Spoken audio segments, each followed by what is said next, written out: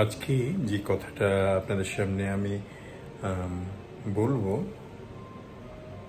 সেটা আজকে না বললে আমার একটু ভুল, মানে না বললে আমার জন্য নিজের জন্যই খারাপ লাগবে।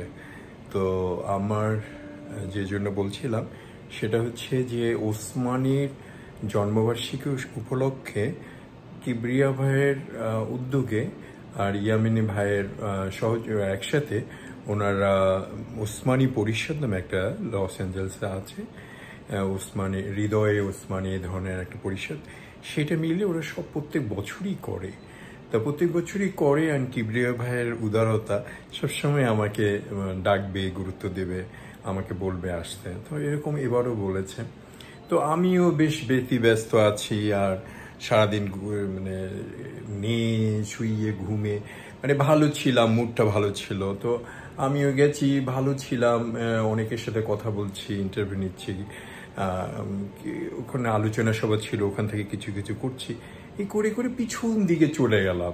সায়েন্টোলজি সেন্টারে তো আজকাল আমাদের অনেক অনুষ্ঠান হয়, অনেকে আমরা চিনি। আমি বলতে পারবো না বিদেশিগুলোর নাম কি, তারপরে ওদেরকে আমার সোনার বাংলা আমি তোমায় ভালোবাসি এরকম শিখাচ্ছি, আবার ওদের সাথে কথা বলছি। দিয়ে এক পর্যায়ে একটু পিছন দিকে চলে গেলাম, কিবরিয়া ভাইও ছিল। হঠাৎ করে বাচ্চু ভাই, বাচ্চু ভাই, মইনুল ইসলাম না মইনুল হক, আচ্ছা, তা উনি তো আমাদের তথাকথিত লস অ্যাঞ্জেলসের অন্যতম একজন বাংলাদেশি দরদি, বাংলাদেশি দেশপ্রেমী, লস অ্যাঞ্জেলসে বাঙালি কমিউনিটির জন্য নিবেদিত প্রাণ বাচ্চু ভাই আসলো।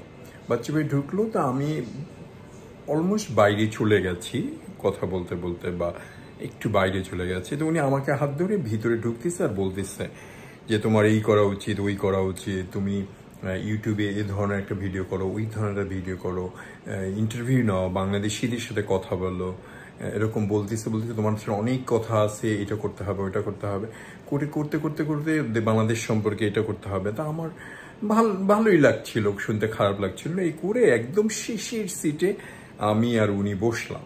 তা আমাকে বলতেছে যে বাচ্চু ভাই বলছে যে, বাচ্চু ভাইকে তখন ওখানে স্টেজ থেকে কিবরিয়া ভাবে অ্যানাউন্স করতেছে যে আমাদের লস অ্যাঞ্জেলেসের দীর্ঘদিনের অধিবাসী একজন কর্মী, একজন নেতা, ওনারা আমি বলবো যে এখানে আসে কিছু বলতে। উনি বলতে না না না, আসলেই উনি টায়ার্ড, ওনার পায়ে ব্যথা, উনি চলতে পারতেছে না, কথা বলবে না, অসুস্থ শরীর, যাবেন। আমাকে না না, আমি আজকে কিচ্ছু বলবো না, আজকে ঠিক আছে বাদ দেন।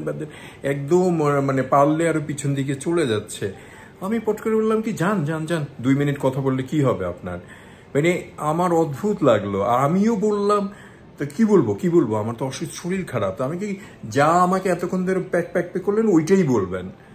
লিটারেলি আমি ধাক্কা দিয়ে ওনাকে পাঠিয়ে দিলাম। আলহামদুলিল্লাহ, আল্লাহর কি খেলা। আমি আমার মতো মানুষ, মানে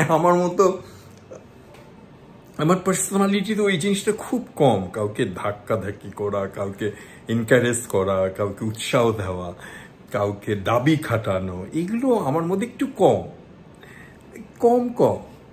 আর বাচ্চু ভাই সুসুর করে বাচ্চা ছেলের মতো সত্যি চলে গেল স্টেজে যে অসাধারণ একটা বক্তৃতা দিল, আমার কোনো ভিডিওতে দেখতে পারবেন। তো আমি আমার অন্তরস্থল থেকে বাচ্চু ভাইকে কৃতজ্ঞতা জানাতে চাই যে অন্তপক্ষে আমাকে এইটা অনুভব করতে হয়েছে যে আমার একটা ভাই আছে, আমার একজন এমন কেউ আছে যাকে আমি জোর খাটাইতে পারি, মানে এরকম একটা ব্যাপারটা খুব মানে আমার খুব হৃদয় ছুঁয়ে গেছে। খুব পরে মনে হয়েছে আরে অদ্ভুত।